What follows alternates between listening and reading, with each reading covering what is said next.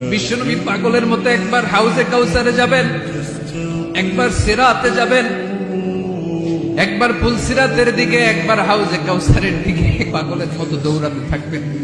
তার কোন গুনাহগার উম্মত যাতে জাহান্নামে ঢুকে না যায়, সেদিন কেউ সুপারিশ করতে পারবে না বিশ্বনবী ছাড়া।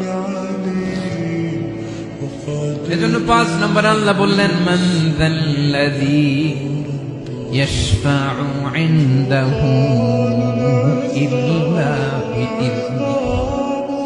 কার সাহস আছে, কার এত বড় বুকের পাটা কিয়ামতের কঠিন দিন আল্লাহর সামনে দাঁড়িয়ে সুপারিশ করবে?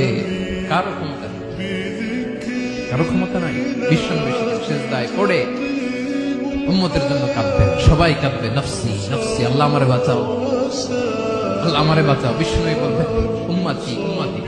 বিশ্বনবী আমার জন্য কাঁদবেন, আপনার জন্য কাঁদবেন, আমাদের জন্য সেদিন কেঁদে কেঁদে জাহান্নামের দরজায় দাঁড়িয়ে আমাদেরকে টেনে টেনে জান্নাতে ঢুকাবেন।